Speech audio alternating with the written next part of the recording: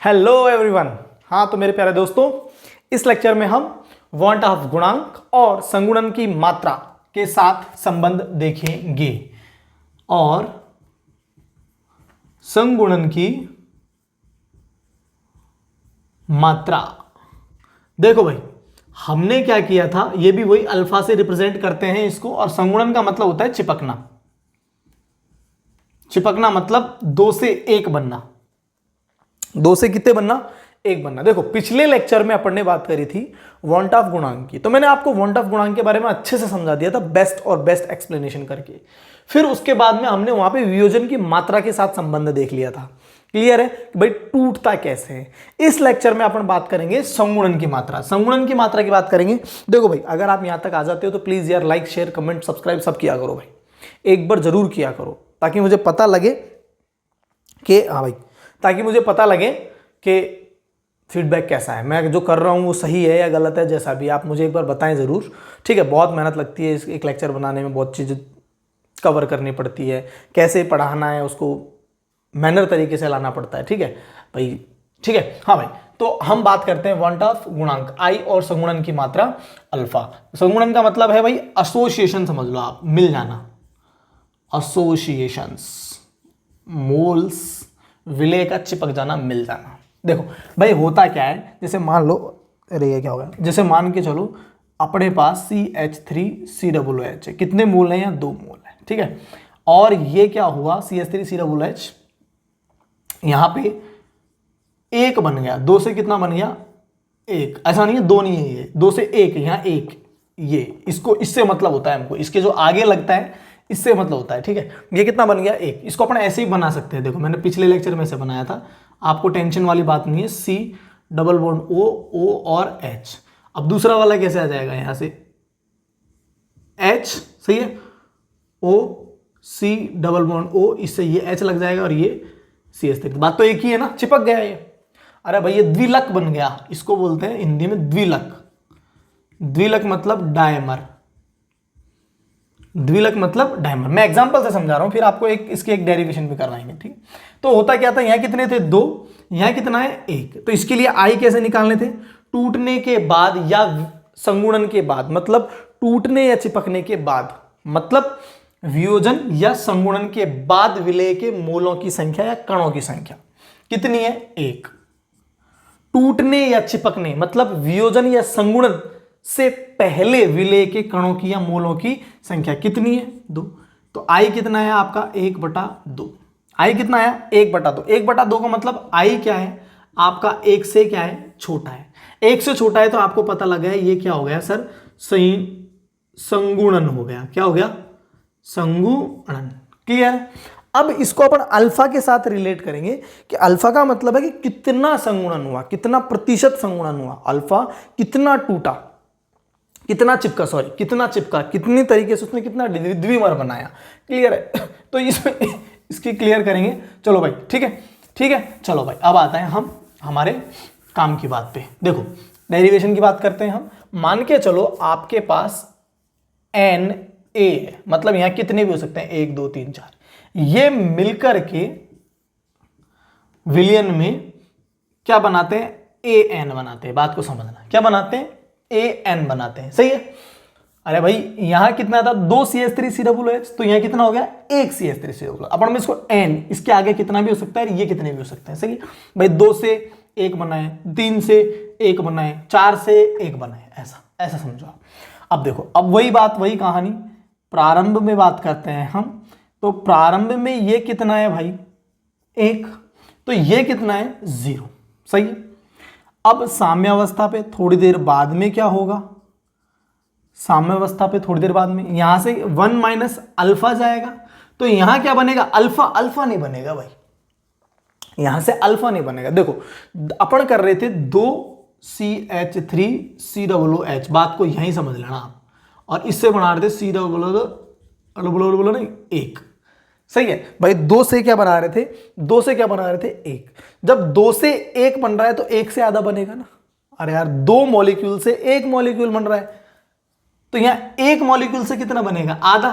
तो ये क्या बनेगा? Alpha by n. जनरल सी बात है, जनरल सी बात है, अल्फा बाई एन। भाई 2 से 1 बन रहा है तो 1 से क्या बनेगा, आधा। 1 से क्या, अरे यार 1 है ये, 1 तो 1 से क्या बनेगा, आधा बनेगा ना यार। क्लियर है। अब यहां से आई कैसे निकालेंगे, अब आपको पता है फॉर्मूला, पता होना चाहिए, वही टूटने के बाद या संगुणन के बाद। तो मैं डायरेक्ट लिख रहा हूं, संगुणन के बाद विलय के कण या मूल की संख्या, अरे यही है ना भाई, और संगुणन से पहले विलय के कण या मूल की संख्या। अरे जनरल सी बात है भाई, यही लगेगा। अब देखो आई कैसे निकालेंगे भाई, आई बराबर कितना है, संगुणन के बाद टोटल ही है। अरे कुल मोल कैसे निकालोगे यार, विलियन में तो कुल ही होगा ना, कुल मोल। तो कुल मोल कैसे निकालेंगे अपन, 1 + अल्फा बाय एन, यही करोगे।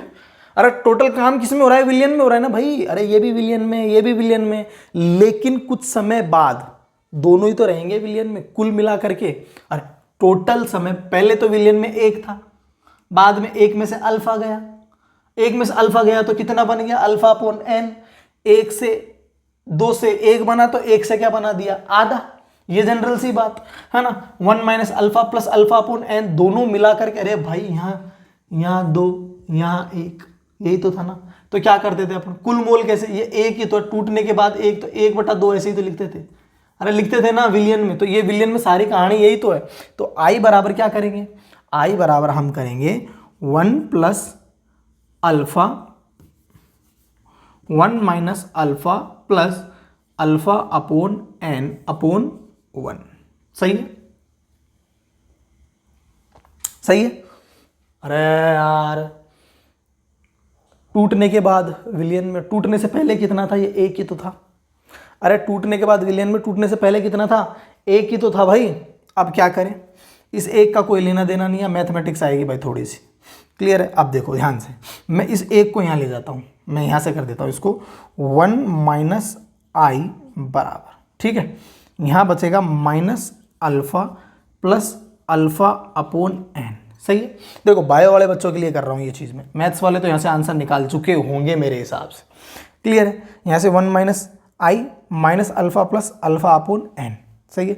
अपन इसको कैसे लिख सकते हैं, देखो क्या मैं इसे ऐसे लिख सकता हूँ, यहाँ से 1 - आई बराबर, ठीक है, अल्फा अपॉन एन -अल्फा, ऐसा लिख सकता हूँ ना। अरे बात तो एक ही है, अरे ऐसे लिख सकता हूँ ना अल्फा, अरे भाई ऐसे भी लिख सकते हैं, देखो अल्फा -अल्फा अपॉन एन। यहाँ कन्फ्यूजन हो जाते हैं बच्चे, बहुत कन्फ्यूज हो जाते हैं भाई। अल्फा अपॉन एन इस, अरे थोड़ा सा चिन्ह पलटा है भाई, क्या पलटा है, चिन्ह पलटा है। क्लियर है। अल्फा अपॉन एन, अब आ जाओ 1 - आई बराबर, सही है। यहाँ से अल्फा कॉमन ले ले, सही है। क्या बचेगा 1 अपॉन एन, यही बचेगा। अब आ जाओ 1 - आई बराबर, सही है ना। तो क्या हो जाएगा, अल्फा नीचे आ जाएगा n -1, सही है। अब क्या हो जाएगा, यहाँ से देखो अब क्या हो जाएगा, इस n को इधर ले जाता हूँ मैं, n1 - आई बराबर क्या बचा, अल्फा n-1, सही है। तो यहाँ से अल्फा की वैल्यू कितनी आ जाएगी, n1 - आई अपॉन n-1, ये क्या आ गई, अल्फा की वैल्यू। देखो बायो वाले बच्चे यहाँ कंफ्यूज हो जाते हैं, मैं आपको एक बार फिर बता दूँ। देखो -अल्फा + अल्फा अपॉन एन है, सही है, ठीक है। -अल्फा + अल्फा अपॉन एन है, मैं इस अल्फा अपॉन एन को इधर ले आऊँ और इधर अल्फा को ले जाऊँ तो ये किस में हो जाएगा, माइनस में, सही है। तो अल्फा -अल्फा अपॉन एन, भाई पलटा है मैंने, खाली इसको चेंज किया है। अरे इसको बदला है यार, अल्फा -अल्फा अपॉन एन, बस और कुछ नहीं किया। 1 तो यहाँ से चला ही गया इधर की तरफ, अब 1 - अल्फा, यहाँ अल्फा, अब बचेगा क्या यहाँ से, अरे यार ये अल्फा यहाँ से कॉमन ले लिया, 1 बचेगा, यहाँ भी 1 बचेगा, 1 1, क्लियर है। अब यहां से मैंने एलसीएम ले लिया n(n-1) और ये कर दिया सॉल्व। तो ये आ गया आपका वांट ऑफ गुणांक के साथ संगुणन की मात्रा अल्फा का संबंध। यहां आ गया आपका संगुणन की मात्रा अल्फा का संबंध। एक बार मैं देख लेता हूं कितने मिनट हो गए भाई। हाँ भाई 10 मिनट हो गए, तो ज्यादा लंबा नहीं चलाएंगे इसको, अपन शॉर्ट में खत्म करेंगे। Duster duster duster duster duster duster duster. ठीक है, अब ये हम संगुणन की मात्रा निकालने के बाद हम क्या करेंगे भाई, हम कुछ आपको एक नए जितने भी अणुसंख्य गुणधर्म हैं, चारों अणुसंख्य गुणधर्म हैं, उनके एक नया मॉडिफाइड फॉर्मूला बना के देंगे। किसके अकॉर्डिंग? वांट ऑफ गुणांक के अकॉर्डिंग। देखो पहली बात तो आप फिर से समझो, आई क्या होता है? आई होता है आपका प्रेक्षित अणुसंख्य गुणधर्म, अणुसंख्य गुणधर्म। सही है? अरे सही है। अब एक बात बताओ, ये जो अणुसंख्य गुणधर्म में क्या विलेय के मोलों की संख्या के समानुपाती नहीं होता? बिल्कुल होता है। विलेय के मोल की संख्या, क्या ये जो प्रेक्षित अणुसंख्य गुणधर्म है वो वियोजन या संगुणन के बाद नहीं होते? बिल्कुल होते हैं। वियोजन, मैं ऐसा कहता हूं, या वियोजन या यहां लिख देता हूं संगुणन के बाद विलेय के मूलों की संख्या। और अपन इन पूरे में किसका भाग लगा देते हैं? परिकलित का। परिकलित, परिकलित को नाम क्या दिया था? सैद्धांतिक। क्या नाम दिया था? सैद्धांतिक। अरे परिकलित मतलब क्या था? एक्सपेक्टेशंस। हम सोच रहे थे कि यार ये होगा, लेकिन आता क्या है? कुछ और। अणुसंख्य गुणधर्म की बात कर रहे हैं। परिकलित या सैद्धांतिक, ये भी क्या है यार? विलेय के मोल की संख्या के समानुपाती, क्योंकि ये भी तो क्या है? अणुसंख्य गुणधर्म है। अरे ये भी क्या है? अणुसंख्य गुणधर्म है। और आपको पता है अणुसंख्य गुणधर्म विलेय के मोल की संख्या के क्या है? समानुपाती है। और आप ये क्या है? वियोजन या संगुणन के पहले। अरे यही तो है ना। अरे ये ऑब्जर्व्ड है, एक्सपेरिमेंटल है, ये क्या है? कैलकुलेटेड है, थ्योरेटिकल है। चलो भाई ऐसा ही करते थे आप। मतलब आपका जो आई था, मैं डायरेक्ट लिख रहा हूं, प्रेक्षित अणुसंख्य गुणधर्म अपोन परिकलित अणुसंख्य गुणधर्म। बोलो होगा कि नहीं होगा? अरे एकदम राइट है ये, एकदम सही फॉर्मूला है ये। कैसे है समझ लो। NaCl 2टा Na+Cl- 1 कितने हो गए? सीधे सीधे कर देता हूं, 2 I 2/1। अरे भाई टूटने के बाद प्रेक्षित अणुसंख्य गुणधर्म 2, टूटने से पहले परिकलित अणुसंख्य गुणधर्म सैद्धांतिक 1। बोलो है कि नहीं? अरे है कि नहीं? फिट बैठ रहा है ना? और समझ लो CH3COOH, ये कितना? 2। कितना बन गया? CH3COOH 1 बन गया ये। बोलो I बराबर 1/2 होगा कि नहीं होगा? संगुणन के बाद 1 था। अरे संगुणन के बाद है ना 1, पहले कितना है? 2। बोलो प्रेक्षित और परिकलित है या नहीं है? फिट बैठ रहा है ना? अब मान लो आपके पास I की वैल्यू आ गई 2।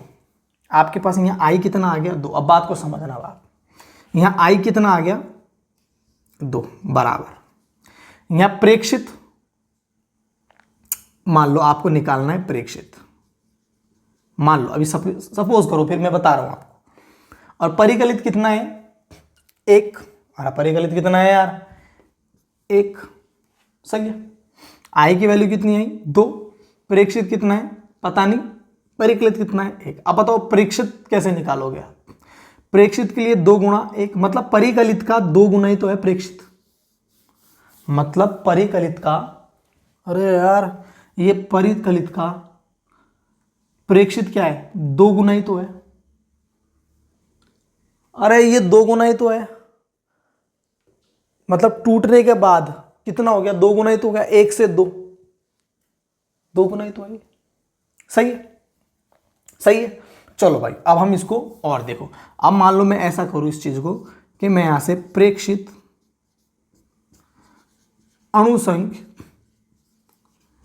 गुणधर्म निकालूं, तो बताओ क्या करूं मैं, परिकलित अणुसंख्य गुणधर्म बोलो गुणा आई करो कि नहीं करूं, करना पड़ेगा, चीजों से समझ लो आप इतना सा तो, परिकलित गुणा आई, अरे भाई प्रेक्षित निकालने के लिए परिकलित इधर जाके क्या बन जाएगा, गुणा।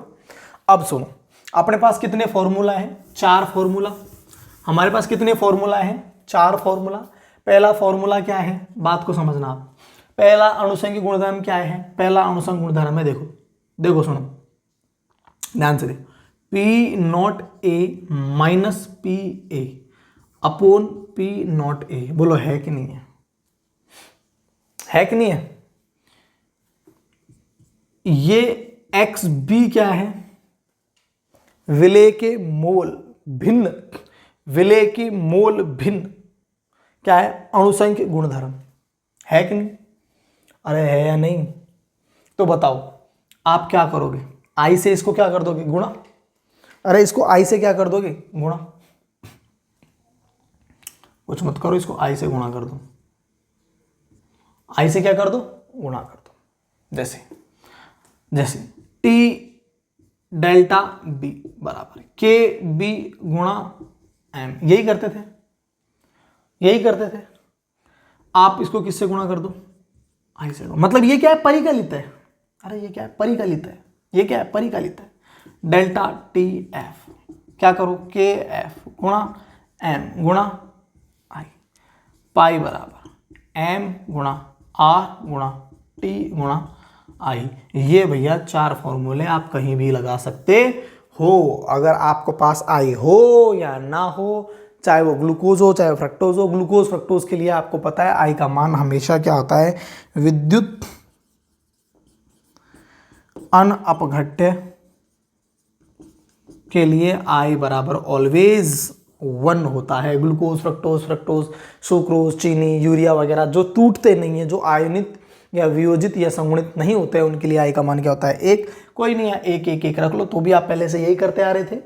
और मान लो टूट जाते हैं, वियोजित हो जाते हैं, संगुणित हो जाते हैं, तो उनके लिए आई की वैल्यू निकाल करके और इसके अंदर फॉर्मूला में लगा दो, हमको यहां से निकल करके आ जाएगा। तो ये वॉन टॉप गुणांक ने इतना सा मॉडिफिकेशन किया था सूत्रों को। उसने क्या किया था, बात वही है यार भाई, देखो कुछ नहीं है, आप डेल्टा टी भी निकालोगे किसी भी चीज का, किसी भी चीज का डेल्टा टी एफ निकालोगे, किसी चीज का पाई निकालोगे।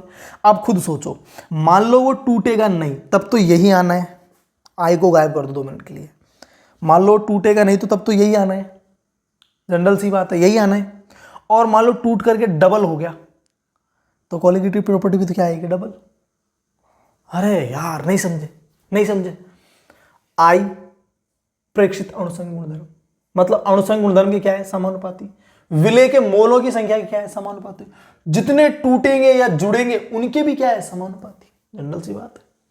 और आई प्रेक्षित अणुसंख्य गुणधर्म के भी है समानुपाती, विलेय के मोलों की संख्या के भी क्या है, समानुपाती। जितने ज्यादा विलेय के मोल बढ़ेंगे उतना आई बढ़ेगा, घटेंगे उतना आई घटेगा। जितना वियोजन होगा उतना आई बढ़ेगा, जितना संगुणन होगा उतना आई घट जाएगा। सही है ना, बात समझ में आ रही है ना आपको भाई। अगर आप इसमें से आई निकाल देते हो तो क्या आएगा, सैद्धांतिक आएगा, जो हम करते हैं। लेकिन मान लो वो विलयन में जाकर के विलेय टूट गया, आयनित या संगुणित हो गया, तो वो डबल भी हो सकता है, आधा भी हो सकता है, तो उसके लिए आई की वैल्यू नहीं आएगी। तो फिर कोलिगेटिव प्रॉपर्टी भी तो डबल हो जाएगी या आई हो जाएगी।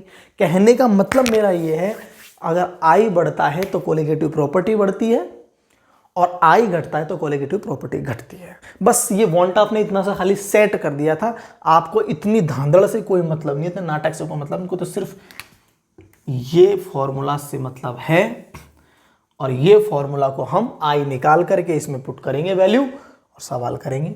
तो ये था आपका भाई वॉन्ट ऑफ गुणांक। अगले लेक्चर में हम बात करेंगे असामान्य मोलर अणुभार की, छोटा सा लेक्चर होगा, अच्छे से समझाएंगे। थैंक यू सो मच, जय हिंद।